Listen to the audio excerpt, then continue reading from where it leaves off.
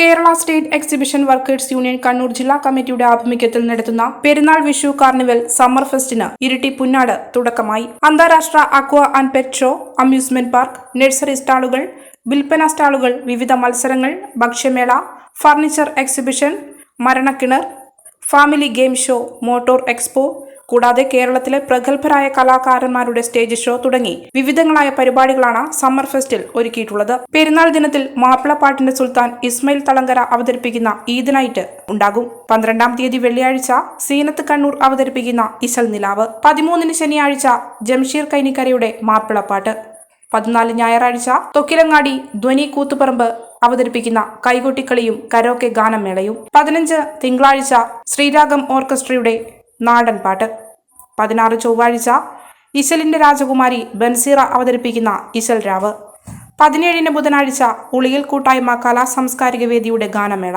18-ന് cinematic dance മത്സരം, 19-ന് കൈമുട്ടിക്കളി, 20-ാം തീയതി ശനിയാഴ്ച സലീം കോടത്തൂർ അവതരിപ്പിക്കുന്ന ഇശൽ സന്ധ്യ, 21-ന് ഉളിയിൽ കലാഗ്രാമം ട്രസ്റ്റിന്റെ വിവിധ കലാപരിപാടികൾ, 22-ന് ഇരട്ടക്കുട്ടികളുടെ സംഗമം, 23-ന് ചൊവ്വാഴ്ച അരിപ്പോ തിരിപ്പോ ഫെയിം ആബിദ് അവതരിപ്പിക്കുന്ന ഇശൽ സന്ധ്യയും അരങ്ങേറും.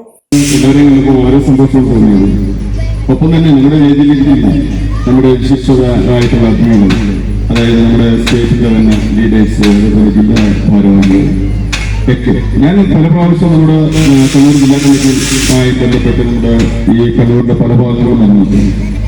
ഏറ്റവും സന്തോഷകരമായ ഒരു കാര്യം പറയാനുള്ളത്, ഏത് കമ്മിറ്റി വിളിച്ചാലും ആ ഹാൾ നിറച്ചാളുണ്ടാകും. പക്ഷെ ഇന്നിപ്പോ കുറെ കസേരകൾ ഒഴിഞ്ഞെടുക്കുന്നുണ്ട്.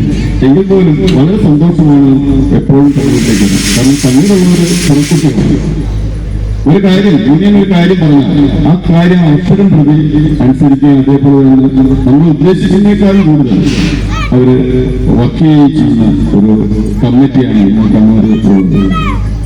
ഇപ്പോ നമ്മുടെ സാമ്പത്തിക പ്രതിസന്ധി അറിയാലോ. കോവിഡ് കാലത്ത് എന്ന് പറഞ്ഞാൽ വളരെ ബുദ്ധിമുട്ടും വളരെ പ്രതിസന്ധി, അതായത് നമുക്ക് ആഹാരം കഴിക്കാൻ പോലും നിവൃത്തിയില്ലാത്ത ഒരു സാഹചര്യമായിരുന്നു ആ കോവിഡ് കാലത്തുണ്ടായിരുന്നത്. ഒരുപാട് പേര് നമ്മളെ വിട്ടുപോയി. നമ്മുടെ തന്നെ ഒരു ലക്ഷ്യമുണ്ടായിരുന്നു സന്തോഷ്. അദ്ദേഹത്തിന് ഈ അവസരത്തിൽ നമ്മൾ ഓർമ്മിക്കാതിരിക്കാൻ കഴിയില്ല. അദ്ദേഹം കടബാധ്യത കൊണ്ട് ആത്മഹത്യ ചെയ്തു. അപ്പൊ ആ ഒരു സാഹചര്യത്തിലാണ് ഈ ഒരു യൂണിയൻ ഇവിടെ നിലനിൽക്കുന്നത്. ഇപ്പൊ നമുക്ക് ക്ഷേമനിധിയുണ്ട്. നമ്മുടെ ഏതെങ്കിലും ഒരു ഇഷ്യൂ വന്നാൽ അല്ലെങ്കിൽ ഒരു പ്രശ്നം വന്നാൽ നമുക്ക് യൂണിയൻ നമ്മളെ സഹായിക്കാനായിട്ടുണ്ട്. അപ്പോൾ അതിന്റെ അടിസ്ഥാനത്തിൽ നമുക്കിവിടെ ജില്ലാ കമ്മിറ്റി ഇല്ല എന്ന് ജില്ലാ കമ്മിറ്റിക്ക് വേണ്ടി ഇങ്ങനൊരു മേള സംഘടിപ്പിക്കുന്നു എന്ന് പറഞ്ഞപ്പോൾ അതിയായ സന്തോഷമാണ്.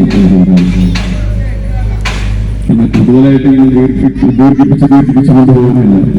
ഇതിന്റെ ഔദ്യോഗികമായിട്ട് എന്നെ ഏൽപ്പിച്ചിരിക്കുന്ന കാരണം ഒരുപാട് സംസാരിക്കാൻ വേണ്ടി നമ്മുടെ സജീവ അതേപോലെ